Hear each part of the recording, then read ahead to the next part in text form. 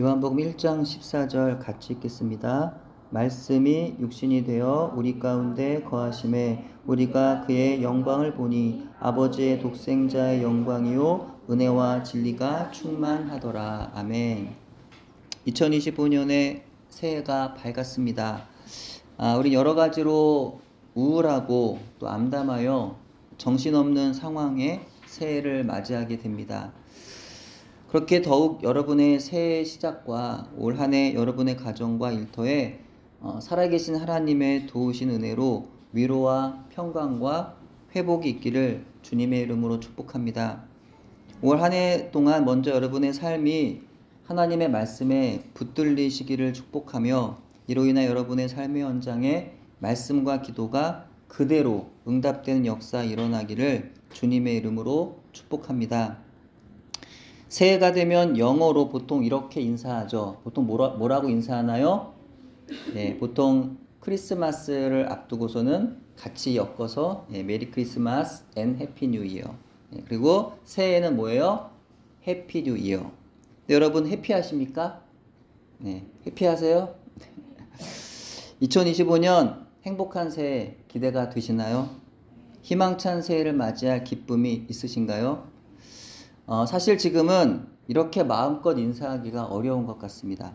희망찬 새해, 행복한 새해라고 말하면서 같이 기쁨으로 이렇게 막 사람들과 어울리며 혹은 성도들과 어울리면서 새해를 맞이하면 좋겠지만 시국이 시국인지라 그 어디에서도 이와 같은 즐기는 분위기를 만들기는 어려운 것 같습니다.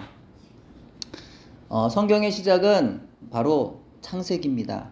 세상을 처음 만드심으로 세상의 시작을 열어주신 분이 계신데요. 그분이 바로 누구예요? 하나님이시라는 거죠. 근데 창세기 1장 2절에 처음의 세상이 어떠했는지를 알려주고 있습니다. 땅이 혼돈하고 공허하며 흑암이 깊음 위에 있고 하나님의 영은 수면 위에 운행하시니라. 그런데요, 이 말씀은 딱 지금의 우리나라를 가리키고 있는 것 같지 않으신가요? 정확히 지금의 세상을 말하고 있는 것 아닌가요? 혼돈, 현재 대한민국의 모습입니다. 대통령이 탄핵당하고 국무총리가 탄핵당하고 거대 야당에 무려 29건에 달하는 탄핵 소추안 발의와 13건의 가결로 행정부가 마비되고 국정의 리더들의 자리가 공석이 되어서 혼란이 가득한데 최근 얼마 전 또 참혹한 사고로 인해서 수많은 이들의 생명을 잃은 지금이 바로 혼돈입니다.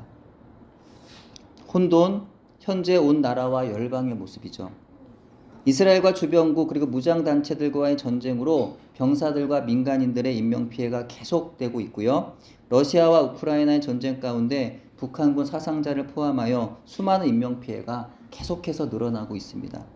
최근 수년간 세계적으로 갈등과 분쟁 상황이 심화된 상태가 지속되고 있는데요. 코로나 이후로 더 그런 상황들이 급격하게 더 심화되고 있는 것 같습니다. 여기에 우리나라마저도 최근 그 분쟁의 경랑 속으로 깊이 들어가고 있어요. 비록 소요와 폭동이 일어나는 것은 아니지만 정치적으로 아주 불안한 상황이죠. 한 분석기관에 의하면 전 세계에서 일어나고 있는 분쟁의 지역이 지난 3년 동안 그 이전보다 65%나 증가했다고 전하고 있습니다. 엄청난 증가인 거죠. 이 와중에 기후변화로 물위기, 식량위기는 날로 더욱 심각해지고 있어요. 전쟁과 재앙 등으로 곳곳에 생명을 잃는 사람들과 경제적 손실들에 거주지를 잃고 식수와 식량을 얻지 못하는 난민과 이재민들이 기하급수적으로 늘어나고 있습니다.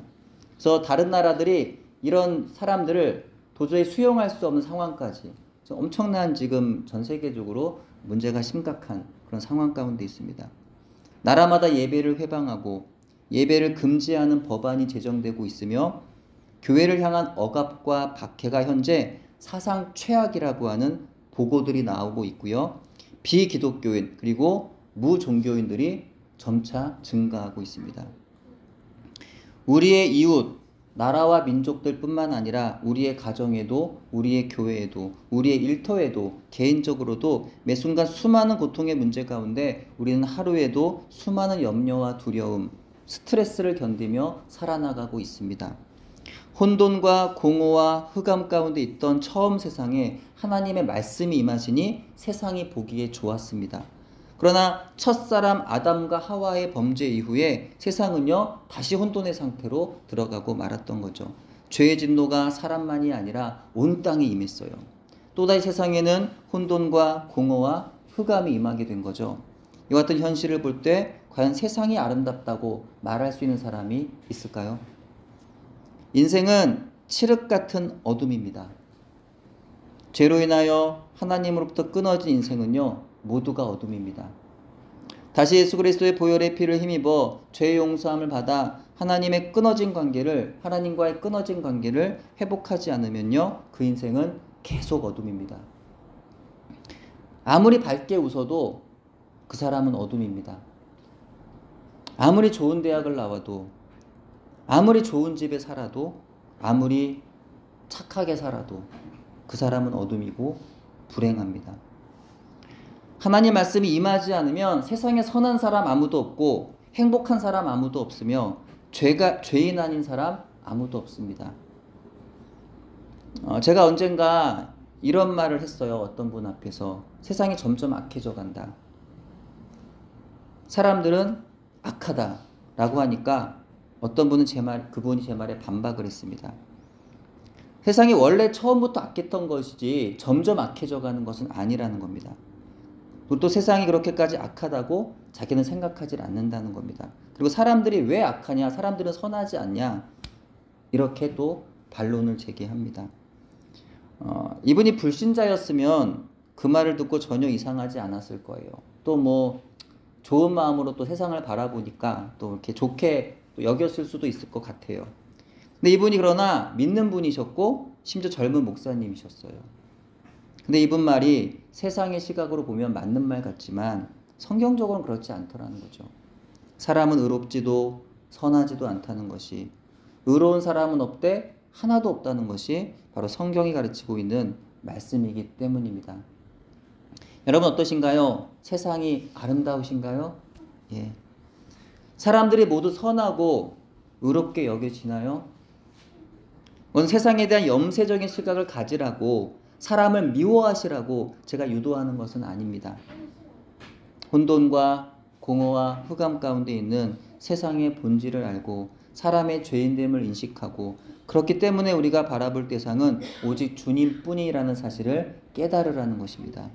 우리가 믿고 의지하며 따를 것은 절대로 세상 사람들의 소리가 아니라 살아계신 하나님의 말씀이라는 사실을 기억하라는 겁니다. 그것이 바로 이 혼돈과 공허와 흑암의 세상에서 그리스도인 살아갈 유일한 길이고 희망이라는 겁니다. 요한복음의 시작은 성경 전체의 시작과 그 맥을 같이 합니다. 1장 1절입니다. 태초에 말씀이 계시니라. 이 말씀이 하나님과 함께 계셨으니 이 말씀은 곧 하나님이시니라. 여기서 말씀이 무엇입니까? 아니 누구예요? 예수님이세요. 요한복음에서 예수님은 여러 가지 상징으로 표현이 됩니다. 그 중에 하나가 바로 말씀이고 또 하나는 빛이에요. 요한은 사람들이 빛을 잃어버렸기 때문에 불행해졌다는 사실을 말합니다. 마찬가지로 바울이 모든 사람은 죄인이라고 말한 것도 결국 인생은 빛을 잃은 절망의 상태라는 사실을 전하기 위함입니다. 근데 그 빛이 임했다는 거죠.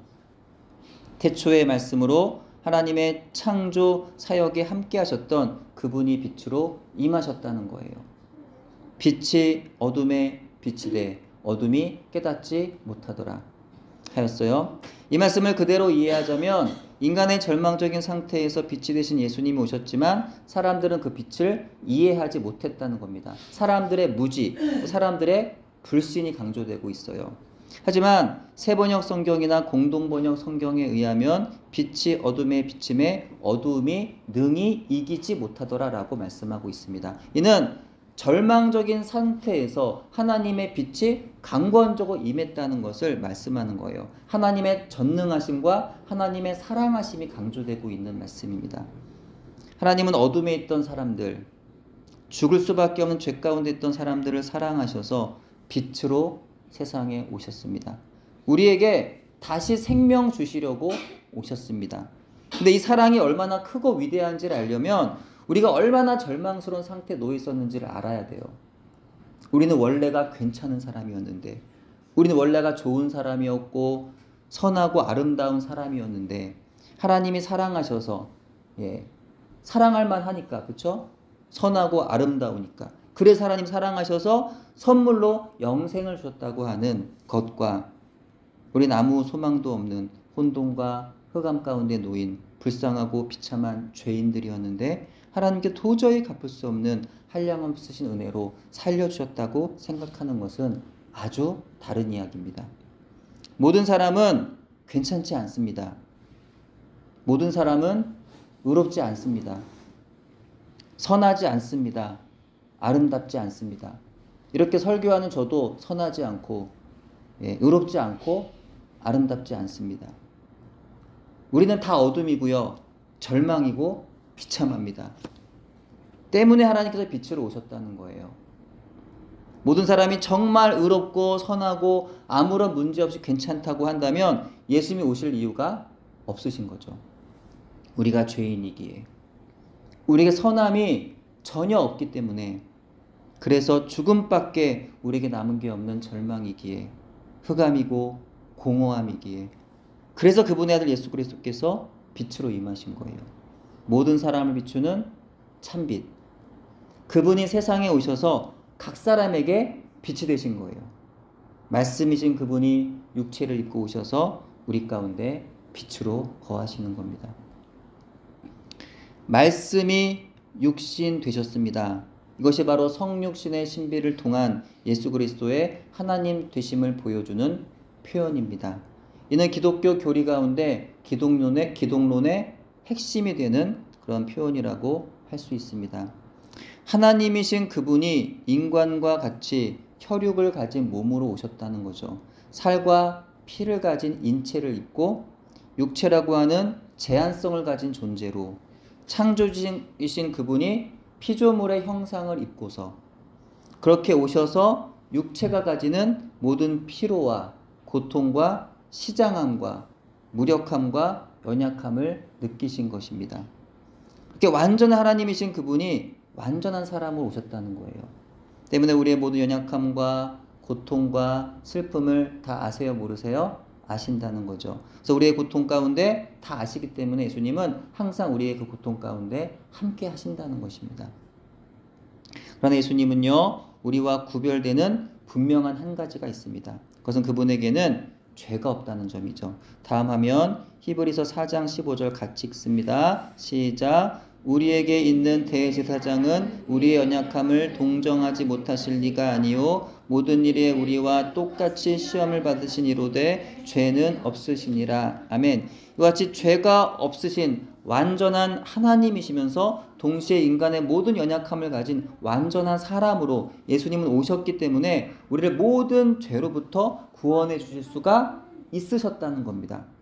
죄인이 죄인의 죄를 스스로 해결할 길이 없어요. 그래서 철저히 무능력하고 철저히 비참한 상태의 절망과 비참한 가운데 놓인 우리를 이와 같이 하나님이신 예수님께서 육신을 입고 사람으로 오셔서 십자가 형틀에 달려 대신하여 거룩한 구속의 피를 흘리심으로 우리의 모든 죄를 단번에 씻어 주셨던 것입니다. 우리 이 은혜를 깨달아 알고 이 은혜를 믿음으로 고백하면 죄 용서함 받아서 구원에 이르는 것입니다. 여전히 죄인이지만 비로소 하나님으로부터 의롭다 여김을 받는 겁니다. 하나님의 자녀, 하나님 나라 백성, 하나님 나라의 상속자가 되는 겁니다. 이 놀라운 은혜의 백성이 되는 것이에요.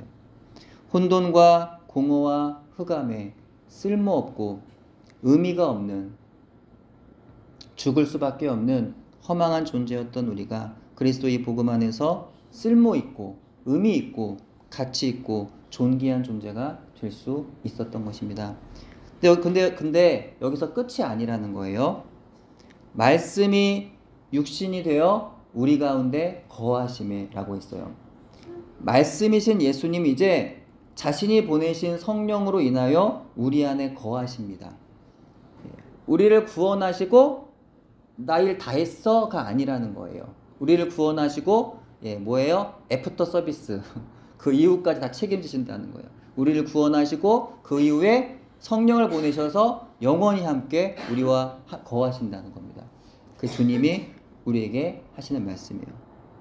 말씀이신 그분이 우리 가운데 거하세요. 여러분의 마음 가운데, 삶 가운데 거하세요. 단지 잠시 다녀가는 정도가 아닙니다. 손님처럼 왔다가 금방 가시는 거 아니에요. 구약시대와 같이 하나님의 부르심을 받은 하나님의 사람들에게 오셨다가 그들이 죄를 범하거나 불순종하게 되면 이렇게 떠나시는 그런 게 아니라는 겁니다. 우리 안에 임하셔서 영원토록 우리와 함께 하시는 겁니다. 여기서 우리 가운데 거하심에 라는 이 말을 직역하면 그는 우리 가운데 천막을 치셨으며 라는 의미가 됩니다. 예수님께서 세상에 육체로 오신 사건은요, 일회적이고 일시적인 것이 아니었어요. 천막을 치고 장막을 짓고 우리 심령 가운데 영원히 같이 계시는 거예요. 사시는 거예요. 동행하시는 거예요.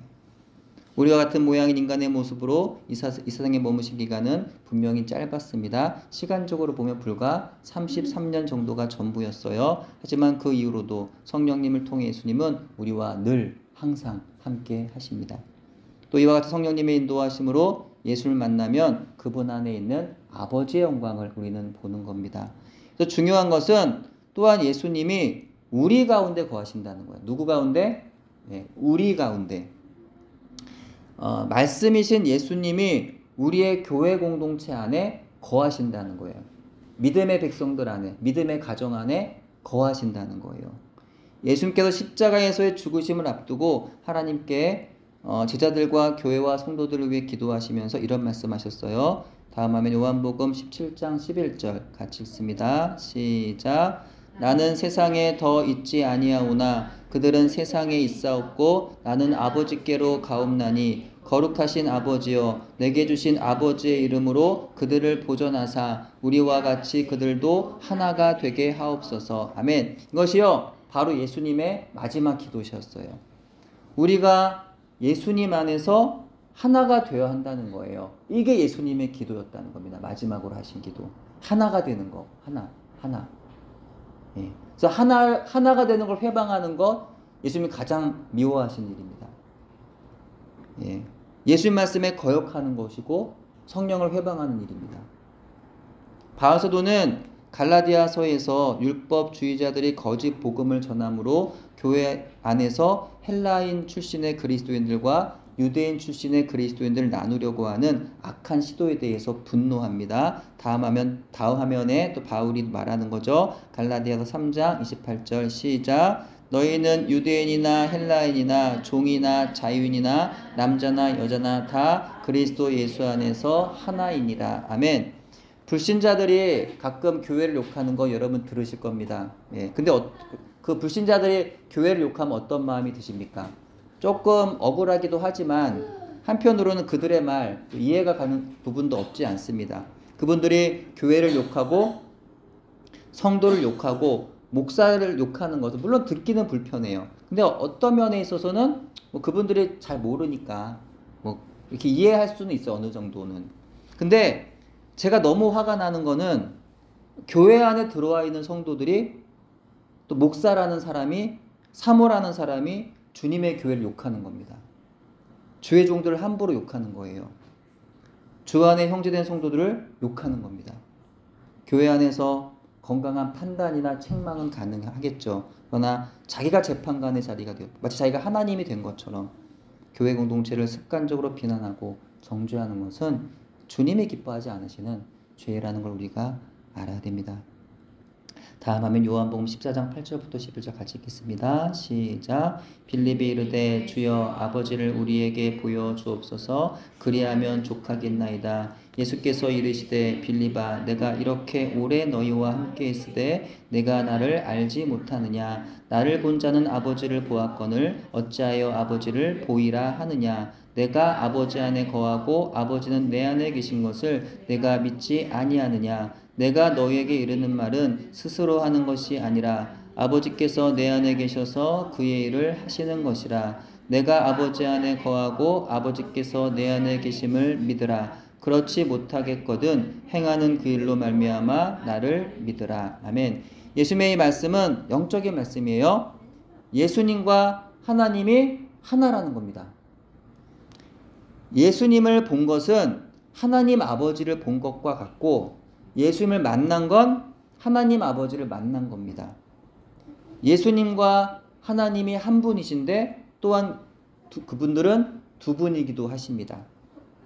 인간의 이성으로 이해할 수 없지만 그렇다는 겁니다. 그런 말씀이신 예수님이 우리 가운데 거하시기만 하면 우리는 하나님의 영광을 본다는 거예요.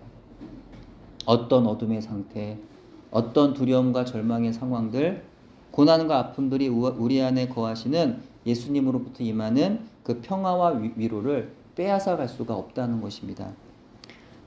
건강한 교회, 행복한 교회 여러분도 꿈꾸시죠? 바라시죠? 건강한 교회, 행복한 교회를 만들어가는 거 참 쉽지 않은 것 같아요. 한 사람의 목사가 세워지는 것도 너무 어렵고요. 한 사람의 성도 세우는 것도 너무 어렵습니다. 목사 한 사람이 교회 만들어갈 수 없습니다. 한두 명의 성도들로만 교회가 될 수 없습니다. 교회 공동체 모두가 마음을 하나로 해서 예수님 말씀에 귀를 기울이지 않으면 교회는 세워질 수 없습니다. 모두가 하나님 말씀은 들어서 머리에 지식은 가득한데 하나님 말씀이 아닌 다 각기 자기 소견에 오른 대로 살아가면 교회 공동체가 건강하게 세워질 수가 없는 겁니다. 예수 말씀처럼 자기를 부인하지 않으면 언제나 자기가 살아 공동체를 힘들게 만듭니다. 바울의 권면처럼 내가 먼저 낮아져서 나보다 상대방을 낮게 여기지 않으면 언제나 자기 생각만 옳고 자기 목소리만 높아지며 상대 말에 귀를 기울여 줄 수가 없습니다. 상대방의 아픔을 이해하지 못하고 서로의 허물을 도저히 용납할 수가 없게 됩니다. 이런 교회는 늘 불화와 갈등, 싸움이 끊이지를 않는 것이죠. 예수님께서 먼저 우리에게 본을 보여주셨던 것처럼 우리가 이제는 세상의 본이 되어야 하지 않겠습니까? 혼돈과 공허와 흑암으로 가득한 세상이지만 때로는 나의 처지가, 우리의 가정의 상황이, 교회에 처한 현실이 혼돈과 공허와 흑암이라고 한다면 우리는 더욱 말씀이신 예수님을, 빛이신 예수님을 나와 우리의 공동체 안으로 모셔드려야 하겠습니다. 다음 화면 갈라디아서 2장 20절 같이 읽어요. 시작. 내가 그리스도와 함께 십자가에 못 박혔나니 그런즉 이제는 내가 사는 것이 아니요 오직 내 안에 그리스도께서 사시는 것이라. 이제 내가 육체 가운데 사는 것은 나를 사랑하사 나를 위하여 자기 자신을 버리신 하나님의 아들을 믿는 믿음 안에서 사는 것이라. 아멘. 그렇다면 우리는 예수님을 어떻게 내 안에 모셔드릴 수가 있는 걸까요? 어떻게 하나님의 영광을 우리가 보고 누릴 수 있는 걸까요? 그것은요, 말씀을 읽는 겁니다. 뭐라고요? 말씀을 읽는 겁니다. 또 말씀을 듣는 겁니다. 말씀을 지키는 겁니다. 예수님이 말씀이시고 말씀이 곧 예수님이시기에 또한 말씀이 곧 성령의 감동으로 기록된 것이기 때문에 말씀을 읽고 듣고 행할 때 우리 안에 성령님으로 말미암아 예수님의 임재가 임하는 것입니다. 성경 말씀을 통하지 않으면요 예수님께로 갈 수 없어요. 성경 말씀을 통하지 않으면 예수님께서 우리의 마음에 거하실 수 없어요. 성경 말씀을 통하지 않으면 하나님의 영광 볼 수도 없습니다. 난 성경 안 읽어도 신앙생활 충분히 할 수 있어. 그렇게 생각하시는 분 있을지 안 됩니다. 성경 말씀을 통하지 않으면 절대 예수님 만날 수 없고 예수님께로 갈 수 없고 하나님의 영광을 볼 수가 없어요. 다음 화면 요한복음 14장 21절 시작. 나의 계명을 지키는 자라야 나를 사랑하는 자니 나를 사랑하는 자는 내 아버지께 사랑을 받을 것이요 나도 그를 사랑하여 그에게 나를 나타내리라. 아멘. 오직 주님의 말씀 앞에서 경외함으로 그 말씀을 읽고 듣고 지켜 행하는 우리 모두가 되기를 바랍니다. 그렇게 예수님을 사랑함으로 아버지 하나님의 사랑을 받는 저와 여러분의 2025년 새해 되기를 소원합니다. 그렇게 예수를 만나서 예수님께서 내 안에 거하심으로 늘 예수님과 동행함으로 하나님의 영광을 보는 은혜를 경험하시기를 주의 이름으로 축복합니다. 우리 눈에 보이는 삶의 현실이 비록 어둠과 공허와 흑암이라도 말씀과 함께 임하시는 예수님의 동행하심으로 하나님의 영광으로 희망을 노래할 수 있는 우리의 새해가 되기를 간절히 소원합니다. 기도합니다. 하나님, 우리의 가정과 교회와 일터에 우리의 나라와 온 민족 가운데 끊임없는 혼돈과 공허와 흑암의 문제들이 놓여 있습니다. 눈앞에 놓인 현실 앞에서 우리는 매 순간 마음이 무너지고 여러 가지 수많은 스트레스와 마음의 상처와 아픔 때문에 믿음이 흔들립니다. 사랑의 아버지 하나님, 영원히 신실하시고 선하신 하나님 아버지, 말씀이 육신이 되어 우리 가운데 아들로 임하여 주심으로 언제나 약속하신 말씀을 반드시 이루시는 하나님 아버지, 저희 2025년 새롭게 시작하며 또 달려갈 올 한 해 동안 아버지의 말씀 안에 거하며 그 말씀 날마다 읽고 듣고 지키며 살아가기를 소원하오니 말씀으로 예수님 우리 안에 임하여 주시고 하나님의 영광을 보게 하셔서 이 험한 세상을 믿음으로 승리해 나갈 수 있도록 항상 붙잡아 주시옵소서. 특별히 고통 중에 있는 형제와 이웃들에게 주님의 위로와 평화 허락하여 주시옵소서. 예수님의 이름으로 기도드립니다.